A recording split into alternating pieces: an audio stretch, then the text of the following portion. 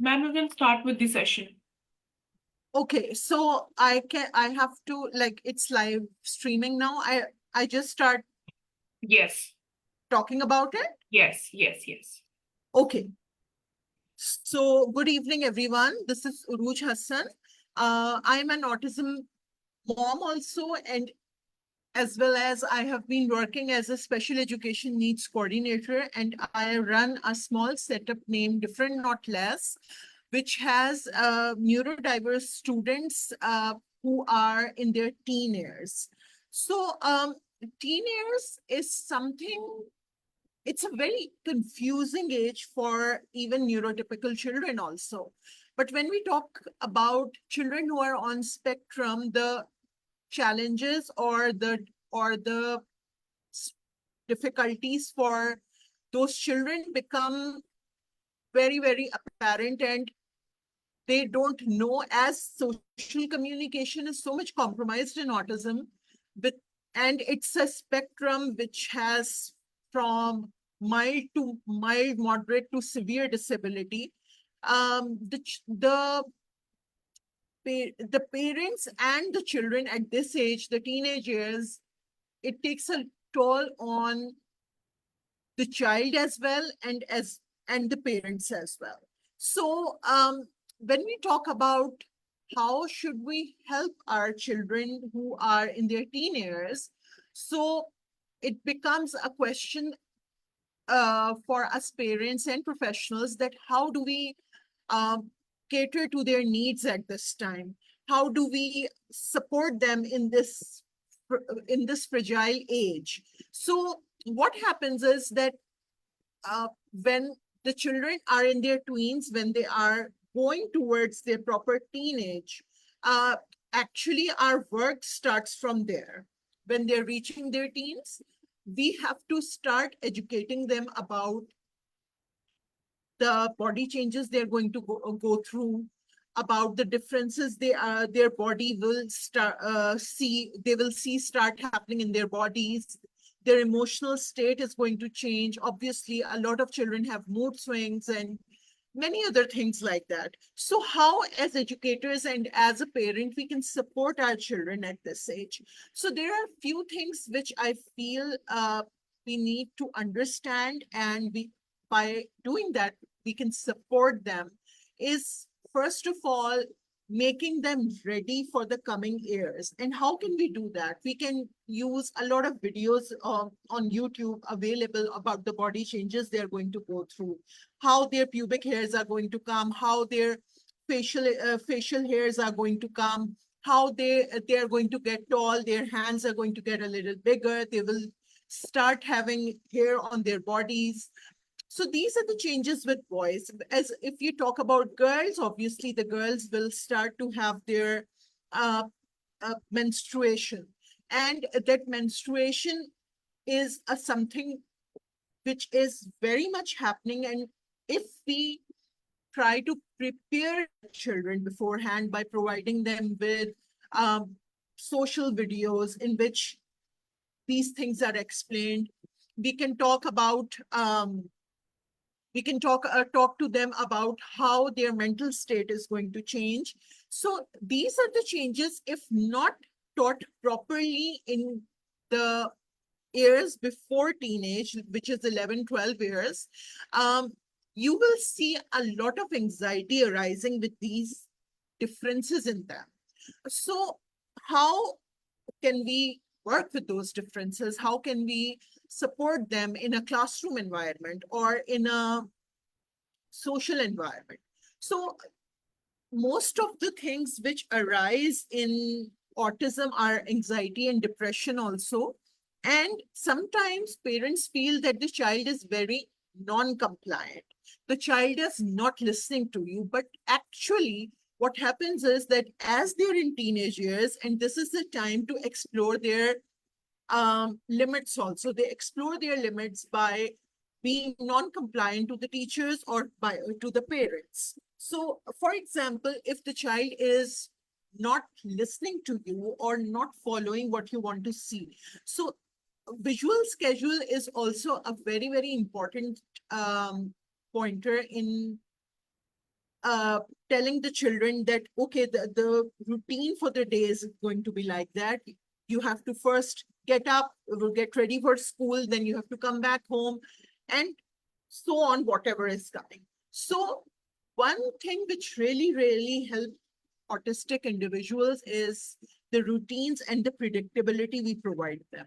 Routines and predictability comes with schedules. You can assign a talk time with them also. For example, if a child who is not listening to you the whole day, you can assign a 10-minute time, starting with 5 minutes only, that this is our talk time.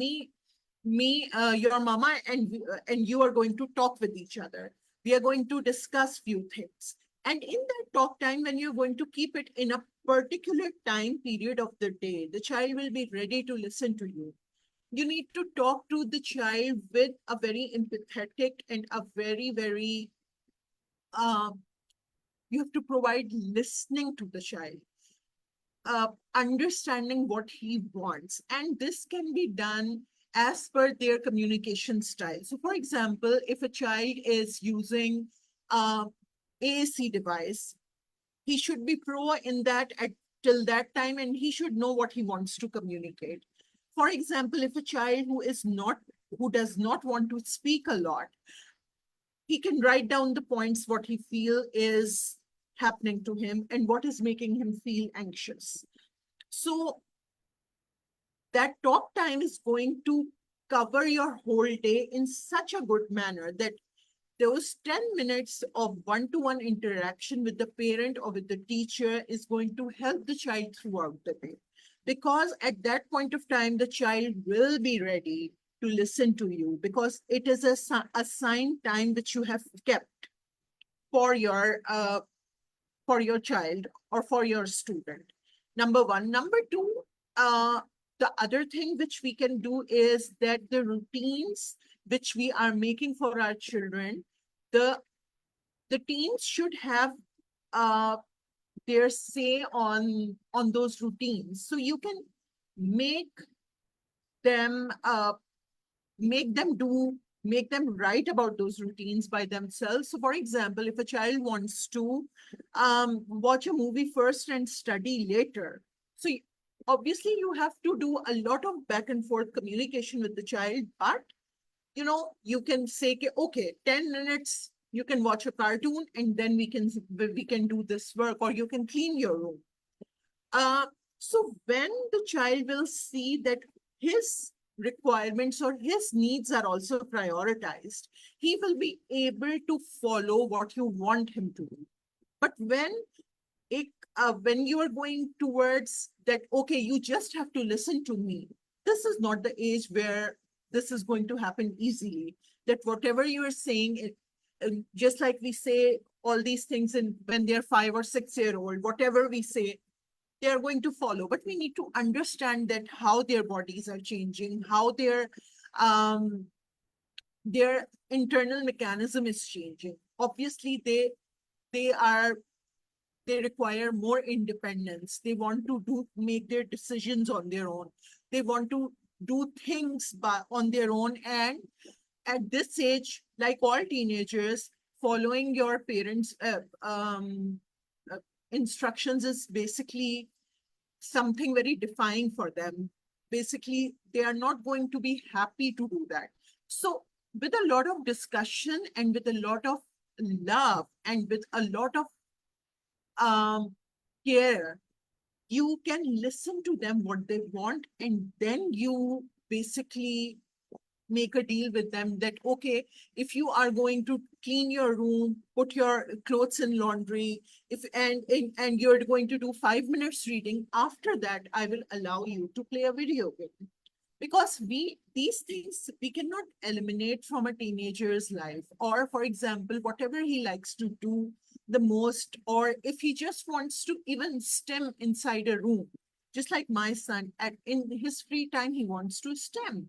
He is verbally stemming all the time.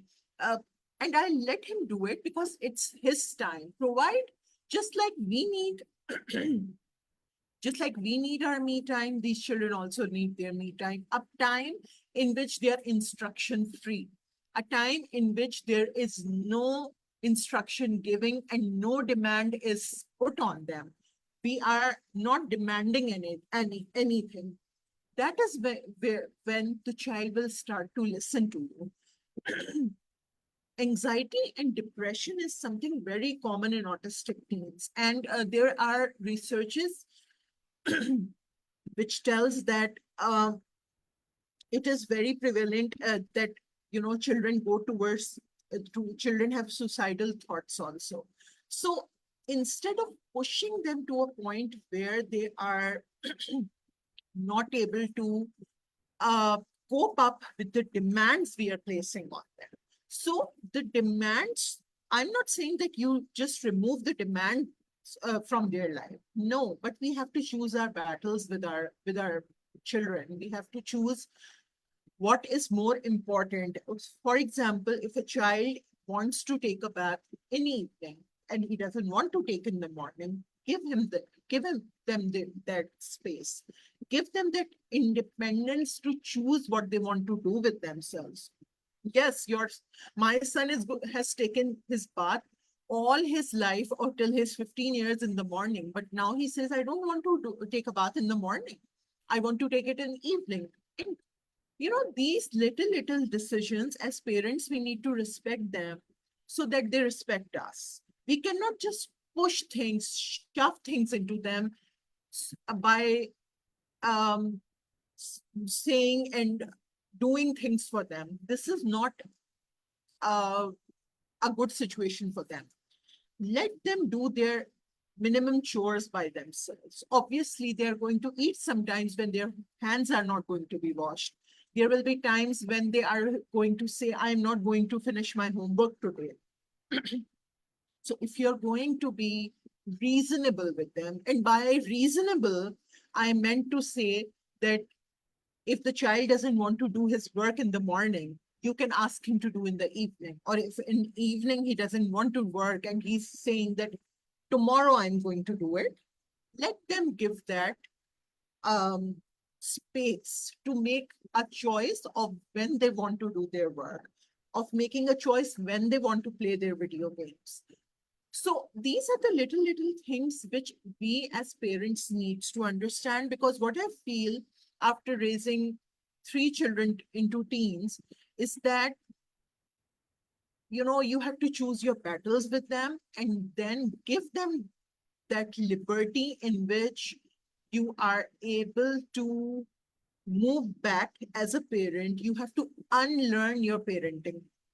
What things which you have been doing all your life at a particular time of the day, now it's time they need to make a decision about it. They need to understand that, yes, um, it's okay if I'm not doing at the time when mama said, or when my teacher said, but if I am doing the thing, in that whole day, you can say, okay, you don't want to do it at this time, but at 9 o'clock, I'm going to check your work. If you are not going to do it, then there will be a consequence to what you have not done. So you can give them a consequence of removing their favorite activity from their room, or removing their, uh, you are not going to allow them to use their laptops or their iPads. So that is how, where you are going to give them that space, but in a way that things are getting done, but not undervaluing their independence, their decision making. And by the way, I also want to say that decision making and all these things are very important adult skills. These are life skills. So if we are not going to practice them every day with little things in their day-to-day life, how are we going to expect to from them to make big decisions later on about themselves? So it's very important to understand that giving that space, but providing them with a consequence when it is not done. Remove things which they don't like. And not just for autistic parents, our children, it is for everybody. What you are saying, mean it. And what you are not saying, mean it also. So if you have refused for something, the child needs to understand that you have said no. And when you have said no, don't make it yes after 10 minutes. Don't make it yes after 20 minutes. Okay, now because the child is whining a lot, I'm going to give him that. With autism, the more established rules, routines, and predictability you're going to provide, the better your teens are going to be. Uh, it is very important to provide them the downtime also. If they want to sleep 10 minutes more, let them do it, because their brain needs that support from us to function properly. Instead of giving instructions back and forth, give them instruction and then give them a pause to understand, to process that information. And please understand that processing that information or the demand which you are placing on them, it needs to be it needs to be aligned with their cognitive needs. For example, if a child is not able to read and he is using some kind of device, that needs to be in place. If the child is understanding what you're saying, still um, written instruction is the best thing you can do. Ask, make a checklist everywhere in your home. Checklist for taking a bath in the morning, checklist for um, doing their chores in the evening. So when there will be a checklist, your verbal instructions are going to get minimized, and your situation at home is going to become better, because the written instruction is not going to go away from the child's mind because it is in front of them. But verbal instruction just goes away, and it has no clue. The child has no clue where the instruction has gone. So it's important to write down their rules for them, write down their instructions for them, so that they know that what needs to be done. Because providing them with the checklist, it helps with their sequential memory also. And that sequential memory is very important in practicing day-to-day life skills, in practicing their decision-making ability. When they are going to practice it, the child is going to go into automation. Automation means, okay, uh, any routine which you have been following day in, day out, then the child will not be able to require that checklist, because the child is automatically doing his morning routine without that checklist. So practice it with them so much that the child is able to understand that this is my routine and this thing is what I need to do. Um, so these are the things which, we can help them with. And there are other anxiety and depression I would say, techniques. For example, meditation is a very good way to relax their nervous system. So whenever you're feeling overwhelmed, you can practice box breathing also. There are many videos available on YouTube which provides how to do box breathing, how to do grounding. These are the things which you need to practice with your child every day. It really helps them to calm down.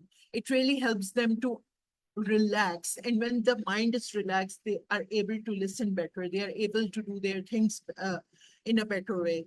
And for example, ask them to make a writing journal for themselves, or a worry journal for themselves, in which they can write down what is worrying them. It becomes a concrete thing for you to understand that what is the child is getting bothered by, what is that the child is not able to understand. So these are the things which you can do with for anxiety. And one thing I really want to add over here is that if you feel that the child is, after doing all these things, still the child is not able to cope, the child is in a very sad state, the child is not doing his day-to-day activities properly, it is the best time to consult the child psychiatrist also, because autism has a very, teenagers actually have a very sharp chance of going towards depression, the clinical depression side. So if you feel that with all this which I have told you and all the things which you are doing, um, if it's not getting better, you need to consult a doctor, and you need to maybe start therapy for the child, counseling, or I don't any therapy which is going to help you as a parent to become a better parent, or the child to be calm. If the child is not able to focus, I think it's a good idea to contact the child psychiatrist. Having said that, exercise is also one of the most important thing to help a person in any age, but with teenagers and with the phone culture we have now, that everybody has a phone in their hands, the child is going towards like a lot of anxiety and agitation and a lot of different things. But if the child is physically active, you're going to see a child who is in a better mood. Their moods are going to get better. They are going to um, perform better with their academics also. So these are the things which, as parents, we can do to help our children, because teenage years are very delicate for a normal teen, also for a normal growing up child. But a child who has autism or who has neurodiverse needs, it's very important to understand that providing them with a safe environment in which they can they can make a decision for themselves. They can use their cognitive flexibility to improve themselves. They can they know how when to talk to an adult when they feel anxious. All these things are going to help our an autistic teen in, and it's going to do wonders for them. But having said that, please contact your doctor if you feel that things are not right. Please keep a close eye on what the child is doing inside their room, not invading their privacy, but keeping a check. Keeping a check on in what they're doing, what they're eating, what they're watching is very important. And when we lose track of all these things, then we don't know um, how to manage them. So as parents, there are so many things which we can do, which where we can, we can draw with them, we can paint them with them. We, and also we are going to I also, you're going to see things which they were doing and loving in their younger days. For example, if they are if they like coloring, or if they like painting, you will see that they will start hating it in their teenage years. So it's part of growing up. And it's the age in which you can, in which a child can explore what he likes and what he not is he what he's not liking. So provide them with those opportunities in which they are going to go there, which they are where they are going to see, where they are going to experiment. Provide them with those opportunities.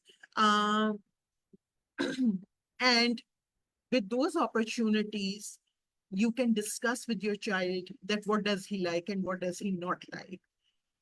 It is the best time in which you can also work on their strengths, where their interest is going towards, and we can make a profession out of it. They can, for example, if a child is interested in baking and cooking, why not? Why not he do that? So the and a very important thing which I really, really want to tell many parents is that uh, the child which you are raising is going in his, he is changing. He's changing a lot in the teenage years. And when he's changing, accept those changes. He cannot be your 5-year-old who used to follow each and every instruction which you used to give. Now he has a better cognitive ability in which he can say no, in which he can say, please, I don't like this. So respect their privacy and respect their decisions. When we are going to respect what they want from what they are doing, and when we are going to respect it, the child is going to respect you back also, because he will understand that, okay, this is the person who understand how what I'm going through. So for example, if a child is having difficulty in friendships at school, for them it is a very, very big thing. For us it's not, because we as adults we know that, okay, people come and go from their lives. But a child with autism who is deprived of having a lot of friends, if one child and one of his close friend leaves the school, it is a disaster for them.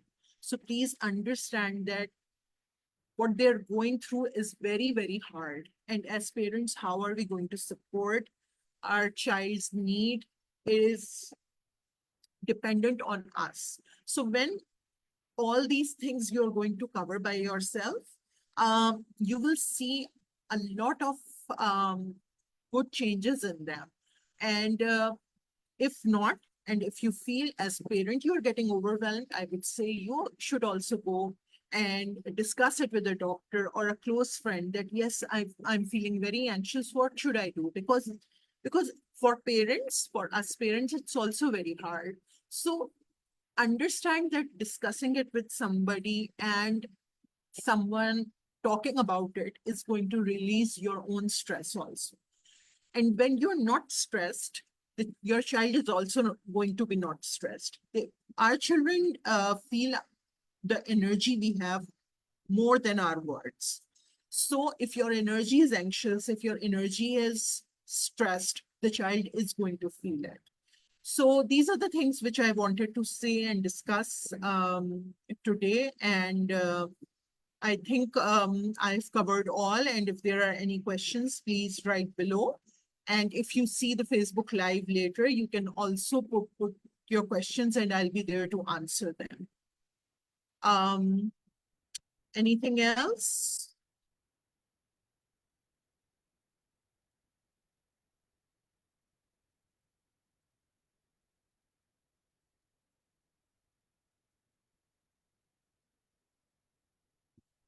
Are there any questions? Anything?